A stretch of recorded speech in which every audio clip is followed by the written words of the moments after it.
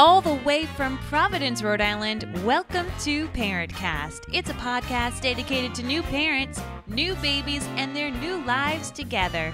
So listen and relax because it's free, it's funny, and it's a lot better than therapy. You had to hurry that one up, didn't you? I fit it all in. Welcome, everybody, to episode 17 of ParentCast. I'm your host, Mary Larson. And my name is Blake, and I am convinced now more than ever about how much I hate the World Cup and soccer. Oh, why, Blake? Oh, my God, I cannot stand it. Today, there was a guy, Luis Suarez of Uruguay, or is it Uruguay? Uruguay. Is it Uruguay? Are you serious? I thought you were like a history person. No, I thought it was like Uruguay. I think it's Uruguay. Well, whatever it is, just let us know whatever it is. This guy, Luis Suarez, goes ahead and he bites this other guy, an Italian guy that he was playing, Cialini, and he bites him. Where? In the middle of the game. He bit him in the shoulder. Ooh. And then the worst part is he played it off like, oh, I'm the one that got hurt. I'm the one that got hit in the mouth. And, like, that's the problem with soccer, I feel like. Everyone flops all the time. Here's my question. It's like there are a bunch of pansies running out there. Don't they wear mouth guards in that sport? I feel like people are supposed to wear mouth guards. I don't know. They're European. They don't do nothing right. You might need a tetanus shot. Getting bit by a human is, like, one of the most dangerous things. We have so much bacteria in our mouths. But this guy bits. Like, who bites somebody? Like, if somebody spit on me, like, okay, I'd get it. Like, I know where I am. But if somebody bit me in the middle of a game, I wouldn't even know how to react. I wouldn't even know where to go. I hope he got in trouble. Oh, my God. They're supposedly supposed to, like, suspend this guy now for, like, hopefully the rest of the World Cup. But the worst part about it all is that this guy's done it multiple times now. He's a repetitive biter. He's a serial biter. Oh. So this is why I hate soccer. They're all a bunch of pansies. They flop everywhere, and they're biting each other. Can't we just play the sport? You hate soccer, and I hate colic. I mean, this is today's conversation about how much we hate things. It's just going to be one giant whine of the week. Yes. How do we do that? I think we're right on track right now. So, colic sucks. It sucks probably as much as having some Uruguay. We don't even know. Having that guy bite you. That's how bad colic sucks. Colic, it is the worst thing I've pretty much ever had to go through. Yeah. And I can't think of a worse thing. I mean, I think there's a few things that are probably a little worse, but I agree with you. Reese had colic for 7 months. 7 months. Whoever said 7 was a lucky number didn't have a colicky child. And I kept having people be like, oh, he's going to grow out of it after 3 months. Oh, he's going to grow out of it after 4 months. Oh, he's going to grow out of it after 6 months. And I lost my mind. I seriously lost my mind because my child had colic for so long. And still to this day, because of working out his lungs, he now has an extremely loud voice. So if he's like saying hi to someone down the street, they can hear him down the street. It's like, I took him for a walk the other day, and some woman, like, she ran around the corner, and she's like, oh my God, I thought he was a bird. He's so loud. And I wanted to say, and you're so ugly, but at least my son will one day learn to be quiet. But I didn't. I was so mad at her. You should have just kept on following her. I really should have. That's what I really should have done, because I wanted to be like, leave me alone, woman. I've been up since 5:30, and yes, it's 7 o'clock. And yes, I'm taking my really loud kid out for a walk.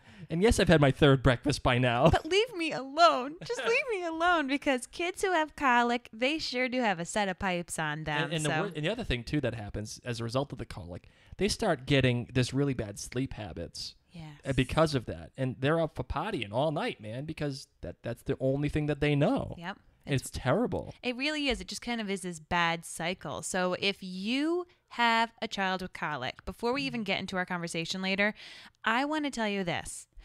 Find yourself a therapist. I'm not even joking. Like, I'm really not even joking. If your kid has colic, there's most likely very little things you can do. It's what we'll find out probably in this interview, because that's what we found out. Mm-hmm. And really the person that needs help is the parents, because you're going to be sleep deprived. You're going to pretty much have post-traumatic stress since your kid's screaming all of the time. When my kid screams, I still get the shakes. Yeah. Like I just get like these horrible nightmares. So we're like kind of joking, but we're kind of not. It's free. Yeah. It's funny. It's better than therapy. We're telling you to go to therapy if you do have a kid with colic. Just literally go in there and be like, my kid has colic. And they'd be like, oh, bro. Yeah. Have a drink. They will let you just lay on their couch for just silence. Sleep. Yes. Sleep for an hour. It'll be perfect. So, but before we get into that interview and our total Debbie Downers of the conversation about colic, I think we need to step into the judgment-free zone. Boom. Mrs. Lawson, your turn. What do you got? I have such a good one. Okay. So, do I know about this one yet? A little. I think you might have heard me talk about it, and then you went to the bathroom and forgot. Okay. So this morning I was checking in with our babysitter, and she said, just so you know, Reese had a really interesting poop. And I was like, all right, whatever. Kids have different poops all the time. So later today, after I got him and we were like hanging out, I went to go change him. His poop was blue. I do know. Dark blue, like this beautiful dark blue. Whoa. Time out. All right, I'm issuing the first calm down to this podcast.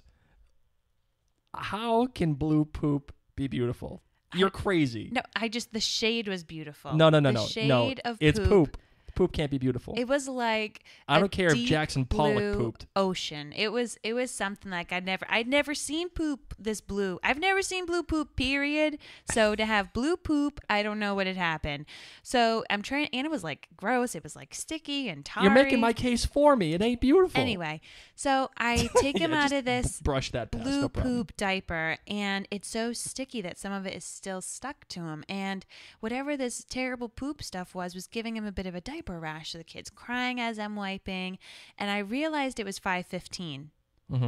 Our automatic sprinklers go on at 5 o'clock, and they're on for a half hour. Oh my God, no, you didn't. I picked up my poop kid, and I walked outside to the automatic sprinklers, and I let him stand underneath the automatic sprinklers. We live on a very busy city street, guys. It's not like we live in country bumpkin Hundreds town. of cars drive past our So he was apartment. enjoying being sprinkled on. And then I picked him up and I rotated with the sprinkler to get that poop off, because I just was all set with washing him. I didn't want to put him in the tub and wash it, because then he's sitting in blue poop water. I didn't know if it was going to dye the water. So I literally sprayed all over our grass is human blue manure. So that is my judgment-free zone story. And you know what was happening while he was standing under the sprinkler? What? He was sign language bath. Oh. Doing sign language for All bath. we need now is Biff to drive by from Back to the Future and just collide into our house. Manure. That is my judgment-free zone story. Oh my God, that's a good one. Thank you. That's one of the best ones you've had. That's what being a mom is. Human blue manure in our front yard. On our grass. That's awesome. Good thing our landlord just cut it. Enough about me. We got some great feedback this week, so let's check in with our listeners. So we actually got some fantastic feedback over email this week. Yep. And it was from a listener who wrote that she had just finished listening to our episode on how to stay friends with kidless friends. And she said that she actually has had a particularly hard time staying close with her older brother since becoming a mom.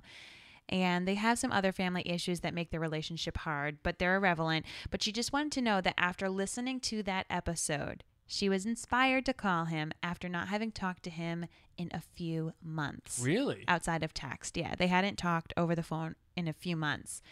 And this is what she said. She said, I know I never call you. I have nothing interesting to say, but I know that we need to stay in touch. Wow. We broke that ice and it chatted for 45 minutes. So she said that we both made a huge difference in her life today by covering that topic. Wow. I know this person wanted to remain anonymous.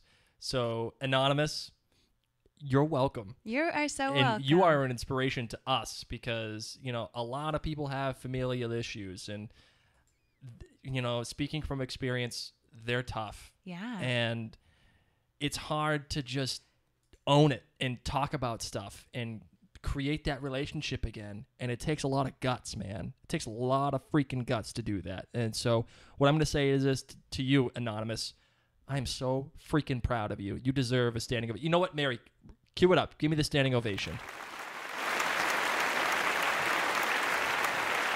There you go. You do. You deserve it. And That a girl. I wanted to let you know, and I think I might have told you this, that you kind of inspired me back. So I paid it forward. I called my brother, and I actually don't think I've spoken to my brother over the phone in 2 months as well. Yeah. Just life got crazy, and just lives. And when I read that, it really got me thinking, wow, we're now putting all this effort into our friendships, but what about our family? I mean, that's going to be a whole different ParentCast episode one day, how to deal with your family with a kid. Sure. But yeah, we just wanted to let you know that thank you so much for that feedback. And if any of you ever have a touching story like this where you hear something and it strikes a chord, we'd love to hear about it, because this is why we do ParentCast.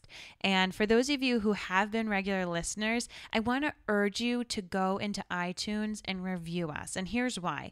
If you review us, iTunes is more likely going to recommend our podcast to other people who have parenting topics that they're passionate about, or if they go in and search that.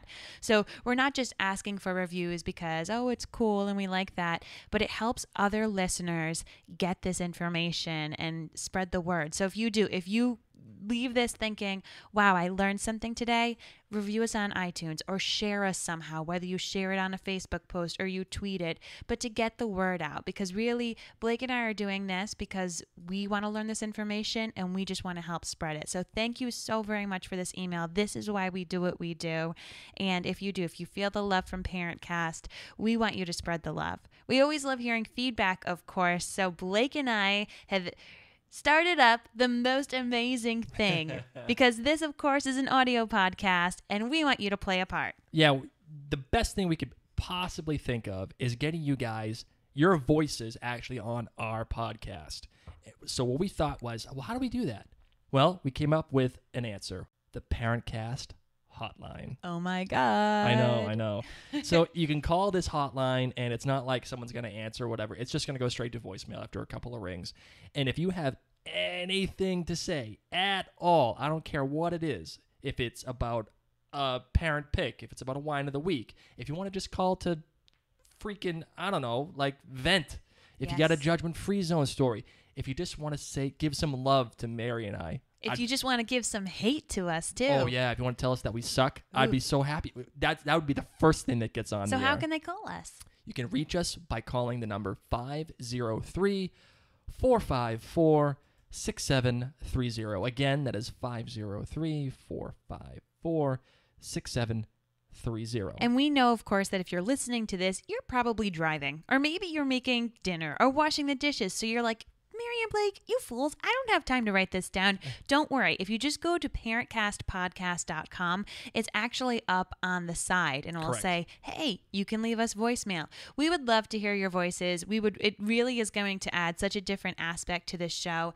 So as Blake said, if you have parent picks of the week, if you have a wine of the week, a win of the week, a judgment-free zone story, or anything that you want to say to us, please, please, please, we would love to hear you, and we will most certainly be getting you on the air. Enough of us rambling. Mm-hmm.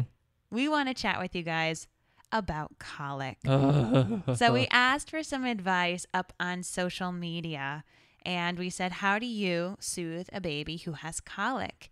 And Kim McNeese, who we had on before as our birth doula episode, she said actually sometimes a chiropractor can help, especially if it's related to pain associated with a structural birth trauma. So a lot of people may not know this, but there are chiropractors out there who specialize in babies, and we're going to have one on eventually. Our baby chiropractor, yes, we had our child work with a chiropractor. It's more like they do like little massage for them, but it's a little creepy, a little bit, but once you see it, it kind of makes sense. Like if you think about how your kid was all scrunched up and then they had to go through the birth canal, I'm dealing right now, you and I, both Blake and I, have like neck problems because we slept funny. Imagine being funny for 9 months in your mom's womb. You would totally ask for a chiropractor. So Kim recommends that if your baby has colic, maybe go get him checked out by a chiropractor. And Gemma Powell also commented on Facebook. She said that her baby had colic as well, and it was tough when nothing worked, and people would give her like miracle cures that of course did nothing. And the worst part was that nobody, and I mean nobody, was sleeping. She said it felt isolating and helpless, and like they couldn't just make their baby happy. Until one day, she put her kid to sleep on the tummy. And for her, the kid slept 4 hours straight. Wow. And you and I both know, sleeping 4 hours straight when your kid has colic, that don't exist. That's like going to Disneyland. It don't happen. No. It's going to see Mickey Mouse. Yeah. And not the Mickey Mouse Clubhouse crap either. It's like winning the Super Bowl. That's what it is. I know. And so she ended up getting the kid to sleep for over 4 hours. And she realized that the kid had colic because he was so freaking tired. Yeah. And it upset his stomach. His sleeping patterns got off, his biorhythms got off, I don't know, whatever. But that ended up solving it, well, helping her solve it at least. So that's how she figured it out. That's awesome. And I actually had listener feedback on Instagram. Did you really? Yes, I posted I didn't even know this.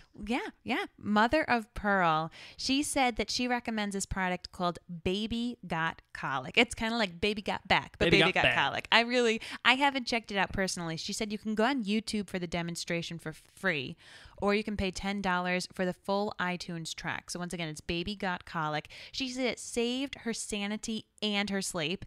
Her baby was colicky and cried for 4 months straight. Girl, we are feeling your pain. Mm-hmm. And as soon as they turned on Baby Got Colic, she was instantly quiet. And they said, seriously, instantly. Fell asleep within 5 minutes. She doesn't know how it works, but it works. Wow. She said, in addition to that, she recommends a really tight swaddle with a Aiden and a niece blankets. Mm-hmm. We have those. We loved those as well. Mm-hmm. So I'm not going to lie. I'm probably going to check out this Baby Got Colic. And if it's something that could have saved us from 7 months of colic, I'm going to need to call them and tell them that they're a miracle worker. Legitimately, yeah. Where the heck was that when Reese had colic, dude? Not on the colic Hey, forums. Mother of Pearl, seriously, where were you? I didn't post about colic on Instagram. I was in shame. So that is our great listener feedback. Hopefully some of those tips will help you guys. For now, though, we're going to get into our interview. Let's do it.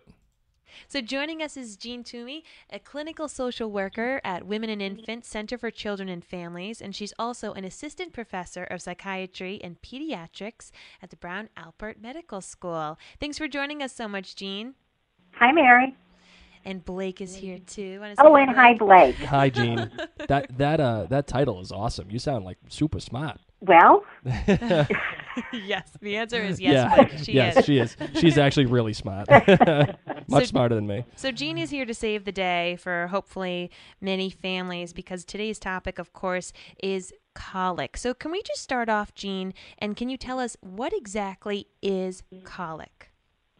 Well, Mary, it sounds like a very simple question, and it actually is a very complicated question, as I think many parents can tell you, that we have struggled with what colic is for many years. And years ago, a pediatrician, Wessel, and his colleagues back in 1954 came up with the definition of colic. And that is a baby who is crying, an otherwise healthy baby, who is crying 3 hours a day, 3 days a week, for 3 weeks or more. And it's called, you can understand why, Wessel's Rule of 3.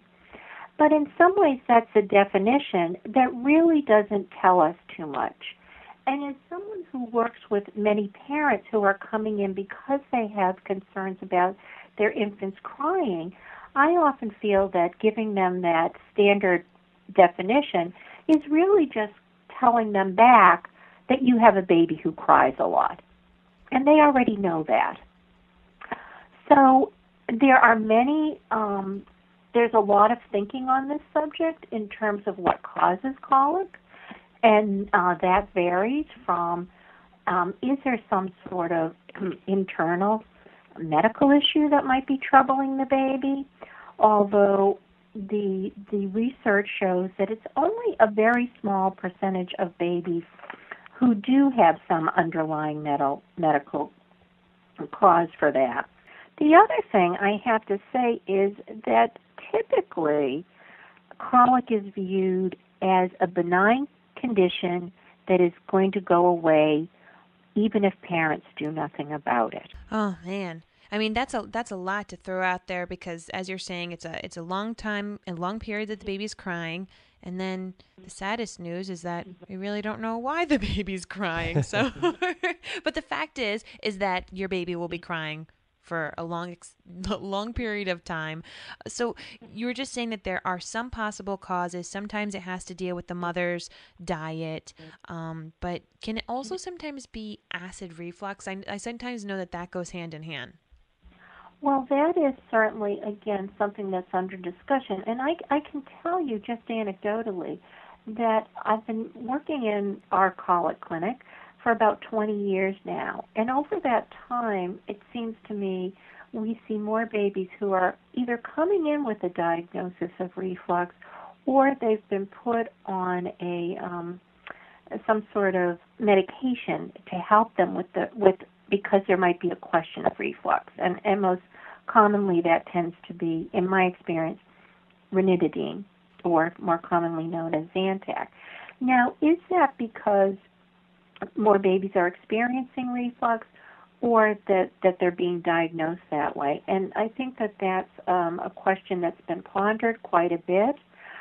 On the one hand, you can say that pretty much all babies have reflux because they're all on completely liquid diets during those first few months, and their systems have not matured to the point where it's easier for them to keep their milk down. But what we're always thinking about, or at least the pediatricians that I work with tend to think about, is reflux causing the baby to be uncomfortable?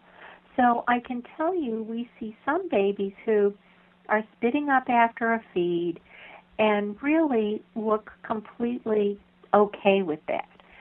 And other babies who maybe are experiencing more discomfort associated with their feed. So it's a good question because I think a lot of parents are presented with the possibility that their baby has reflux and the possibility that perhaps their infant might benefit from treating the reflux with medication. So what I'm getting from you then is that all babies necessarily have reflux, but they don't necessarily have colic. But all kids that have colic have reflux.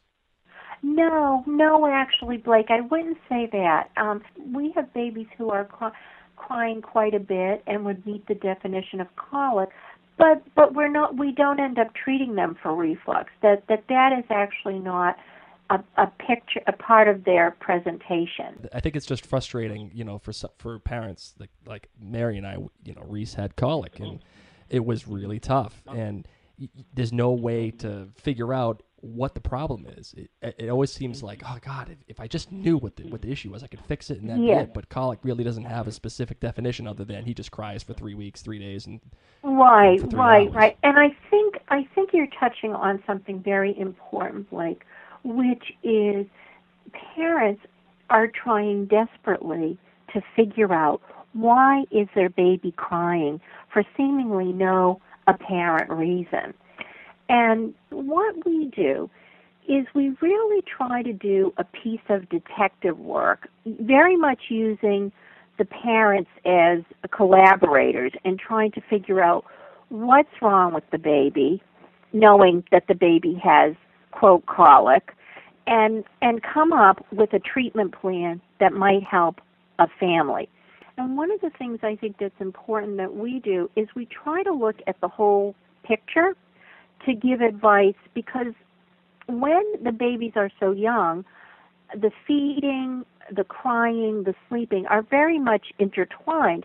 So a lot of times it can be very helpful to look at the baby's crying in that bigger context. And also the other thing is, what's going on in the parents' lives? How is the transition for parenthood going? What kind of support do parents have? How are they coping with a situation that often is extraordinarily difficult? Sure, I remember in our conversations we actually talked about colic in high needs, quote unquote, babies, and the difference between the two. So with that said, is there a difference between regular babies or high needs babies crying? Is there a difference from colic style crying? Really what you're saying, I think, is something very, very important, because I think many parents go through this where exactly what you're saying. People say, well, you have a new baby, what do you expect? Babies cry. If that was what their baby was crying, if that was how much their baby was crying, they would be in heaven. They would think that was so little crying. The other thing is, because colic is such a widely used term, and really I think it's very common for people to say that either they had a colicky baby or they know someone who had a colicky baby and give stories about colic. But the parents who come to see us often are saying those stories do not at all reflect what their experience is. And often as a result, the parents who I'm talking to say that they've stopped even telling people about their experiences because, as you were saying, Blake, they're just feeling badly, that other people are saying, well, babies cry, or they're saying, don't worry, he'll get over it, your baby will get over it pretty soon. Oh, you're speaking it. That's it. Now, okay, so say a parent realizes their child is crying an absorbent amount, exactly, and they are able to bring their baby in. Who exactly is able to diagnose a baby as having colic, as being a colicky baby? Any pediatrician can diagnose a baby as colic, and we see a lot of babies who maybe are coming to us through the ER or through pediatric GI. So when does colic usually occur? And I mean, we've talked about this on a macro level, and I think I'd have to get a little bit more in depth into it. So again, when does colic usually occur, and how long does it last? Well, there is a developmental trajectory for infant crying. And in general, crying in infants tends to peak between 6 to 8 weeks. And by the time an infant is 10 weeks, 2 months old, it tends to diminish to about 1 hour or so a day if things are going well. Typically, colic, we think, typically is talked about as resolving within the first 3 months or so. And then if it goes on more towards 6 months or so, that we talk about excessive crying. Now that people understand what colic is and that it happens all the time with different babies here or there, and some have it and some don't, is there anything that parents can do to prevent colic? So I don't know of anything where parents can prevent it, but I do feel that there are things parents can do to help it resolve more quickly. But I think one of the things that's necessary is spending time with parents, to really sit down, have a thorough discussion with them about what's going on. I have to say that so many parents, they are not only are they not doing anything wrong, they are doing things that are unbelievably caring and really going all out to help their babies to not be crying inconsolably. So in some ways, too, I do think it's important to highlight that, because so often parents are very quick to blame themselves that they must be doing something wrong, and why is their baby like this when someone they know who also has a new baby is not like this at all. And so I think that's important too. It's basically out of our control then. Like it's something that we can't. Yeah, I think so. Okay. I think that in the sense of, and the other thing is, don't forget, we're not just working with first-time inexperienced parents. We also see parents who are coming in who have had have had one or more other children, and this baby is different. Or other times too, we talk to parents who have had a very difficult time with their first child, and then they're saying, that subsequent babies that they have are not having these problems. So even within a particular family, you have variability. Jean, let's say we go in there and someone talks to you and you say, okay, in my professional opinion, your child, your baby has colic. What are the changes that some parents, what can they do to change their child's colicky behavior? How do they start fixing it? Or can it be fixed at all? Or is it just make do with what you got and do the best that you can? I absolutely think that there are strategies that you can develop that can help. And again, as I was saying earlier, the diaries, going over in detail with parents what's going on with the baby, and coming up with a treatment plan that addresses the baby's crying, the baby's feeding, the baby's sleeping, the parent's stress level. All those together in a thoughtful way, I think, can start changing some of the difficulties that a parent is experiencing with their baby. In terms of maybe some useful tools that you may recommend, Yes. Talk to me about things like gripe water or colic calm. Would those things be useful things that we could use to help curb the colic? So I would say this: if it works for someone, then that's great. But often, again, the parents I'm talking to, who I think are a small but often at times an unrecognized group of people, they're coming in and those things have not worked for them. So I certainly wouldn't be in a position to advocate any of them. So say none of those options work. They have their swing, they have their colic calm, their gripe water, and they're like us, and their baby still cries. How can parents cope? Because I think it becomes a waiting game a bit for the baby to outgrow the colic a little bit. And what are your suggestions for the parents who are honestly losing their minds because their baby is crying so much? Yes. And Mary, I would say that in some ways, that is at the heart of our clinic. I can tell you, when I first meet with parents, I ask everyone if they have thoughts of harming the baby, because you can understand how someone might feel that they are completely depleted and are at the end of their rope. So I always ask that, and I can tell you most parents will say no, that they don't. Other times they might say something to the effect they could never in their lives imagine how anyone could hurt a baby, but given the circumstances they are in, they could understand how someone with fewer supports, less resources, they could imagine how that does happen. And there are a few parents who do say that they have thoughts of it.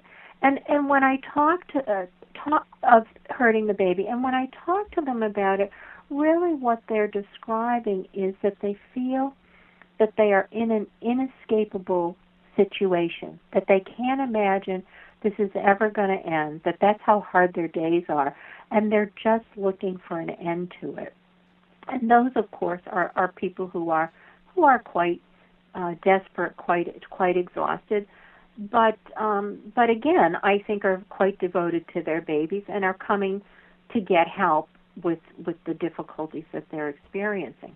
I know in my situation with Reese, it'd be 2:30 in the morning, 3:00 in the morning, and he'd be wailing, and there was nothing I could do. And I remember sitting there saying, "Oh God, I would never hurt my child. He's my little clone. How could I ever hurt him?" But I remember sitting there looking at him going, dude, I could just flush you down the toilet right now and it would be fine, But, that was just like an internal inner monologue. So is that like a sign, that the colic has become too much for, like, let's just say me or if the family in general?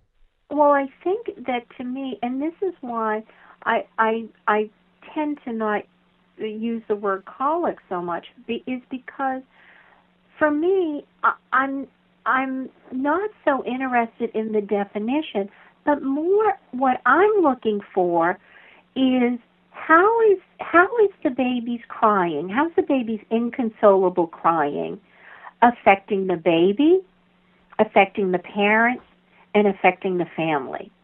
And if it's adversely affecting any one of those, parents, family, baby, then I say it's time to get help. A lot of times when a baby is crying, the most natural reaction is to think the baby's hungry, let's feed the baby, right? Mm-hmm. So a lot of times the baby is being fed when it may not be that the baby's necessarily hungry. Certainly feeding habits can develop where the baby's grazing all day or being on the breast all the time, but not necessarily for nutrition, but rather for sleep, for comfort, truly using the breast as a pacifier. And you can imagine some mothers are coming in with a baby on their breast for hours and hours on end and are quite exhausted and not knowing how to improve the situation any other way. And in a similar vein, having to hold the baby the entire day, having to sleep with the baby on one's chest, or some sort of creative sleeping arrangements that parents come up with, that they're feeling they have to do so much to prevent their baby from crying, to soothe their baby from crying. So, we want to look at what's going on with the feeding. Geez, Mary, this was our life. This is what we did. That's it. Reese was stuck to my boob, or he was sleeping on Blake's chest. So the problem with colic too is that not only is the kid crying and it's emotionally tough and it could be a physical problem too, but not only that, as a parent, you're trying to solve it, and there's no real way to solve it, and you're just causing more bad habits. Well, I wouldn't put it that way exactly, because I'm always saying to parents, when I kind of at our point of entry there, that they're doing what they need to do in the moment. The other thing I think I would be remiss in not mentioning is the importance for everyone to get sleep. And so for a lot of the babies, part of what's going on somewhere in this mix is that they're tired. And that may be for all sorts of reasons. Maybe they're uncomfortable because perhaps they have reflux, they're crying, they're up. But at a certain point, it seems to me, some of the crying for most of the babies that we see is because they are very, very tired. And parents, I don't have to tell you from what you're saying, also are exhausted and need their sleep. And of course, everyone, including babies, do much better when they're well rested. So, and the other piece I think you cannot underestimate the value of is having support. And so often I talk to parents who, in the types of situations that we're describing, who, if they are lucky enough to have support nearby, may still express reluctance about really calling in their support networks, because they're saying, if we can barely deal with the baby, how can other people? And feeling this is our responsibility. But I'll talk to them about, if you knew someone, if someone you cared about were in the position you were in, would you want to help them? And of course they always say yes. The other thing I tell them is, the situation that you're in caring for the baby is radically different from what it is for someone who is going to come in and help you take care of the baby for a short time. The person who's coming in to help you is going to be well rested, is going to be able to leave after a certain amount of time. And I tell parents they don't even have to leave the house to get support, because, a lot of, you can imagine, mothers don't want to leave their baby. They're not comfortable doing that. But even to have a trusted family member or friend at the house for another set of hands to hold the baby, to maybe let the mother lay down and take a nap in the other room, can be very helpful. So I think having support is hugely helpful. And again, I'm always asking people, who can you call? Who can you call when it's a particularly bad day, or if you've had a rough night, or better still, can you come up with kind of a schedule, not waiting until you're feeling desperate that you have to have some backup, but to just create a schedule to say, can you come over on Wednesdays or whatever time, to know that you've got that to look forward to.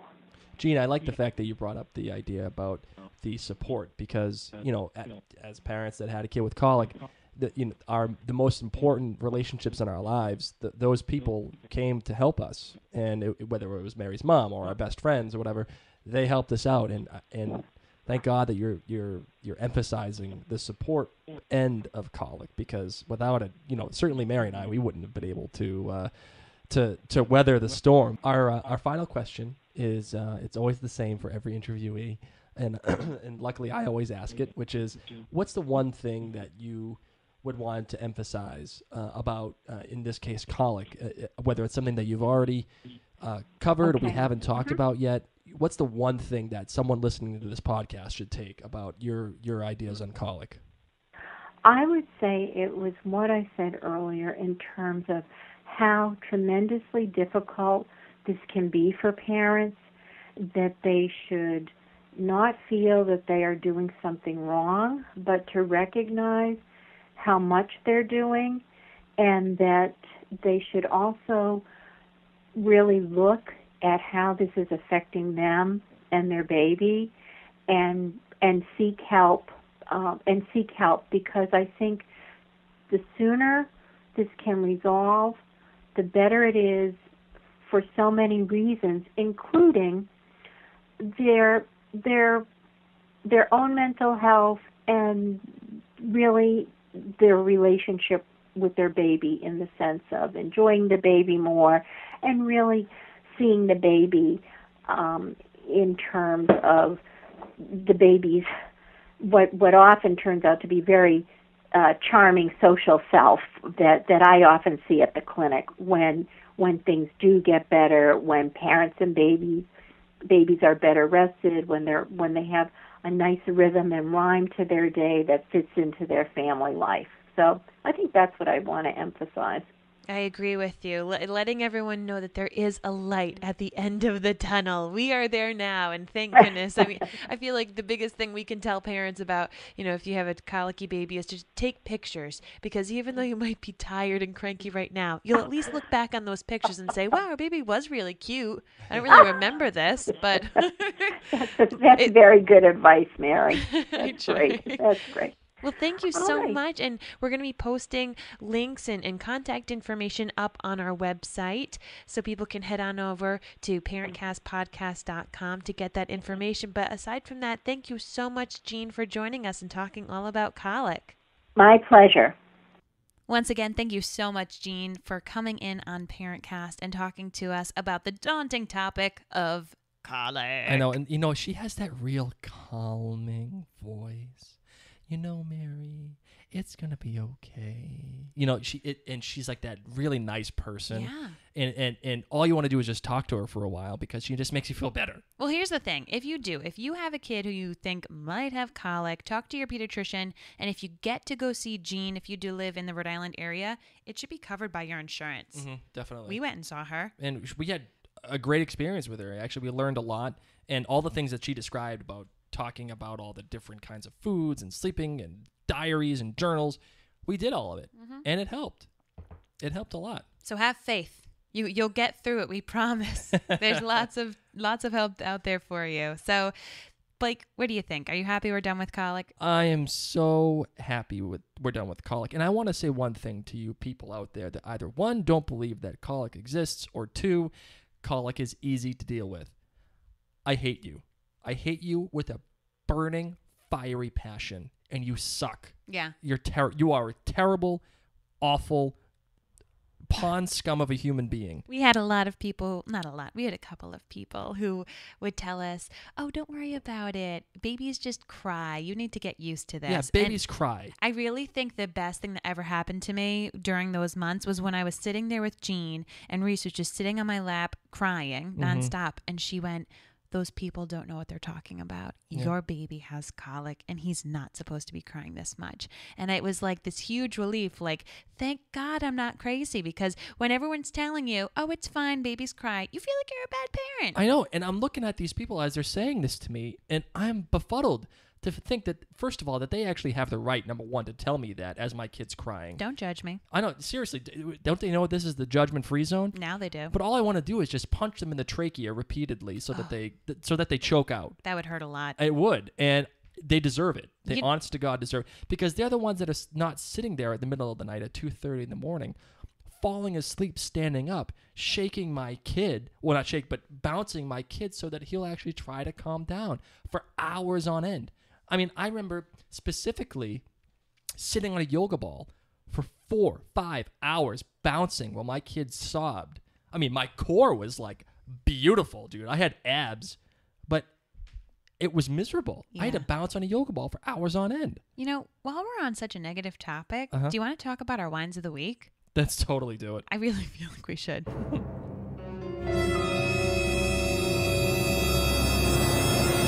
Blake, I feel like you have a lot of venting you need to do. What's your wine of the week? I got a lot of wines. I got a lot of vents.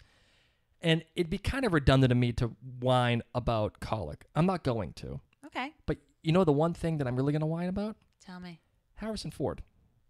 I love Harrison Ford. Love Harrison. Yeah. Total fan. Love him. He is like a man's man. Like, oh, God, he's so great. But I'm whining about Harrison Ford because he broke his leg on the set of Star Wars. The Millennium Falcon did it, of all things. And now Star Wars may be delayed another 6 months. Are you kidding? You're mad at him? You never had a broken leg. Broken legs hurt so much. Maybe they do. It's but not bro, like tough it out. You're Han Solo. All right? Come on, let's go. What are we doing? Oh my gosh, Blake, that is not cool of you. No. Figure that thing out. Han Solo can't walk around with a cast on his foot. He can't hop around. He's supposed to be Han Solo. Han Solo can turn water into wine. I think they're making the right decision. And if you're listening, Harrison, I hope you get better. And I watched a lot of Beauty and the Beast when I had a broken leg. I was in 6th grade. I wonder if he's watching Beauty and the Beast. I would recommend it, Harrison. Do you think he sings the songs? Tale as old as time. At least you're not singing Frozen. What was I singing on our motorcycle ride home tonight? I know, that's the worst part about it. We were like so cool on your motorcycle coming home. And I'm singing in your head. Let it go. Who does that? Who on a motorcycle sings Let It Go? I also, whatever. It's me, Blake. You married like a Disney princess. Did you hear about life. Pearl Jam singing Let It Go at their concert? It's the coolest jam, man. It really is. Oh my God. What is happening to this planet? We are being infiltrated by Disney, even Star Wars. Oh my God. There you go. Harrison, get better so I can get some manliness in my life. Mrs. Lassman, how about you? What's your wine? My wine of the week. I think my wine of the week is the fact that Reese is now more mobile and is walking is great, except we now need to baby-proof times 20. I thought we baby-proofed and is like baby-proofing 2.0. He is so tall now and he reaches his hand up. So he figured out how to open doors, just like the velociraptors do. You know that scene in Jurassic Park where they're like, at least I don't know how to open doors. And next thing you see is the raptor like using its little claw and opening and getting to the, children. She's right there. Oh yeah. Oh, it's scary. That I love that part. The nose. Anyway, so that's what it's like now. When your kid can walk, he's reaching all these dangerous things. He's pulling on wires. I am on high alert at all times. So that's my wine of the week, is that I feel like we need to build shelves to just put them out of his reach, like 6-foot tall shelves. Just shelves everywhere. Yes. All over the house. Everywhere. And you know, we should just put our knives on those shelves. Good luck. All right, time for the wins of the week. Yay. What's made you happy this week, sweetheart? Actually, I will tell you, it happened about a couple hours ago. You want to know what it is? Tell me. I know you know what it is. That we went on the motorcycle? Oh, damn straight. I took my wife out on my motorcycle for the first time since we found out that she was pregnant. Yeah. And that was, what, like 2 years ago? Almost 2 years ago. Almost 2 years ago. So she and I went on the bike for the first time in almost 2 years. We went to go see Godzilla, which was a phenomenal movie, by the way. It was really good. It was really good. And it was like, it was what it was, but it wasn't what you were expecting. And I'm not going to spoiler it for anybody, but it was phenomenal. And the guy, Gareth Edwards, who's actually going to be directing a new Star Wars movie, by the way, beautifully done. The guy is really talented. So I recommend go watching that movie. I know that's... I would recommend to go watch it in the drive-in. That would be really cool. That would be yeah. bad, When it's in dude. the drive-in, you guys should go see it. Oh, that'd be so cool. So Stick yeah, your kid in the back. I got to go watch Godzilla with my wife and go on the motorcycle, and it was like so freaking awesome. So that's my win of the week. It was I will be dreaming about that little love ride. it. It was great. How about you, Marvin? What do you got? My win of the week came in the mail today. Oh God! I So know what Blake you're and talking I about. have been eating the Whole30, which is Yes, they know. paleo foods. Freaking diet you sucks. cut out. It's not a diet; it's a lifestyle change. Oh, yeah, you I cut out forgot. sugar, you cut out wheat, you cut out dairy, you cut out legumes, and sometimes it can get a little tricky. Blake and I are not the best chefs and cooks in the kitchen, so I came across this site called Pre-Made Paleo, and it's just that pre-made delicious foods that are healthy and they're by paleo standards. Because I've looked around at like our local supermarkets for pre-made foods that fall within everything, and sure enough, they have soy on them or they have some sugar sauce or something. So I am super pumped to have pre-made foods that are actually something that we can eat while we're doing this. Yeah, we don't gotta cook. Yeah, I mean, all you have to do is you put it in the pan, you reheat it, or it could be something as simple as a microwave. And I talked to the cook of this plan, Richard, and he was so awesome and so nice and explained it to me. So on our busy nights when we don't have time to cook, we can do this. And they also even sent us some items for kids. There's like caveman kid chili. So Reese is going to try some paleo chili. He's gonna be so healthy. It's gonna be great. So I'm pumped that I do not have to slave in the kitchen for the next few weeks. Maybe he'll have really more weird poop. Oh, exactly. Maybe this is why he's pooping blue, because we've been giving him so many blueberries. Sorry. Oh, that was out of line. Anyway, pre-made paleo. Couldn't be more excited about it.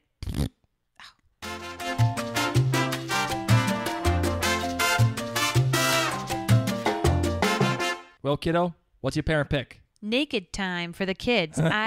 You always hear about your parents being like, oh, back in the day, you just used to run around naked. And I don't see any kids doing that anymore. I don't even know if this is really legal. I should probably check it Well, I out. think within our own walls, it's probably legal. But you know what's probably not legal? What? Washing our kid Washing your kid in the sprinkler? sprinkler system. Oh, man. In front of everybody. Maybe my parent pick is a bad one. Well, it was just cute. It was just cute to have him out there, out on the lawn, and especially when they're wearing diapers. No, seriously though, your kid's wearing diapers, and if they have diaper rash, the best thing for it is some bare bottom time. And when he's had diaper rash before, it's been cold, and I had to lay down all these towels all over the floor, and I was nervous all the time. And outside, it was easy. I was like, if he pees, I don't care. If he poops, I've already sprinkled it all over the yard, so it doesn't matter. There's blue poop everywhere. Yeah. It's like a Smurf came into our yard and dropped a deuce. No, ew, gross. But, if your kid has it, especially since the weather is warm, why not? Let them go be free. Oh, my God. Please, Child Protective Services, do not come here and arrest my wife. She's actually a normal human being, I promise. He's only 14 months old. He's not 14 years old. Oh, my God. I promise. Okay, so your parent pick. Actually, I got two. Okay. I got two really cool ones. First one, Air Buddies. Oh my God, yes. Yes. Air Buddies, the whole franchise. Talk to us. I don't know why my kid is captivated by this franchise, but you remember the movie Air Bud? Oh yeah, it came basketball. out when we were like teenagers. We were probably like 15, yeah. Yeah, right around there. And the dog played basketball, and then it came out with the soccer one, and there was the football one and the baseball one. Well, Air Buddies is about Air Bud's progeny. They're all Progenies. progeny. Well, no, I think progeny is the His puppies. plural. Yes, puppies. Okay, there you go. And he's got like 6 puppies. They all got names. They all talk to each other. That's 5 puppies. Whatever. And they all see. You don't even know like the mechanics of it. We watch it so much. And they all talk to each other. They all interact. It's There's really Rosebud. they all got personalities. One's like dirty all the time. There's One's Mudbud. one's a thug, who wears bling. One's a hippie Buddha Yeah. Bud or whatever. Who does yoga? They have a puppy doing yoga. And I'm not kidding you. Okay, so why are you recommending this? Because it's pretty bad that we're recommending a TV show. But I know. Tell me All right. why. Well, look, you put your kid in front of this thing, and I promise you, he will sit there. If my kid is captivated by this for at least a half hour, your kid will sit there all day entranced. Go get Netflix specifically, if anything, not for anything else, just for Air Buddies. I'm telling you, Air Buddies will save your life. And there's like 5 Air Buddies movies. Here's why. Our kid likes dogs. Yeah. And because there's 5 puppies and 2 parent dogs, there's always a dog on the screen. All the time. So if your kid knows dog sign language like ours, he's going to be patting his leg saying duh for, Duh. for a Duh. half hour. Duh. That's what he does. D-O-H is how he says dog. It's really cute. I Duh. agree. Air Buddies. All right. What's the second thing you one. recommend? Second one. Mary and I have started a new podcast, and I want you to listen to it. Selfish plug. Damn straight. What is it called? It is called The Living Reminders. And I know that sounds kind of weird, but it's actually a podcast dedicated to the show The Leftovers, a new show that just came out or is coming out on the 29th on HBO. So if you have HBO, tune into this show because it's going to be a really cool show. And Mary and I figured, hey, why not, man? It looks really cool. It looks like a lot of fun. Let's podcast about it. And this is why we have to change our release date for ParentCast, because The Leftovers is on Sunday, and we will be putting that on Monday. So our ParentCast day has to change to Wednesday. So that's the big announcement. We got a new podcast.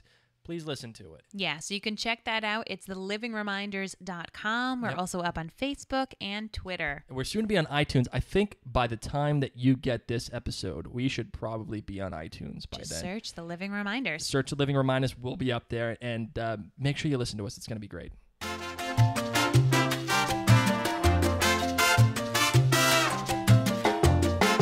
But since you listen to this podcast, we would love to hear from you guys. Just like we said in the very beginning, your feedback is what helps, run this show. Yep. And as long as you want to share it with your friends, if you think that today's topic was relevant or any of our past episodes, please, please, please feel free to share it. Feel free to rate us. The more that you rate us on iTunes, the more people learn about ParentCast. And Give that's us what a it's all 5. about. Give us a 5. Nothing less will do. Nothing.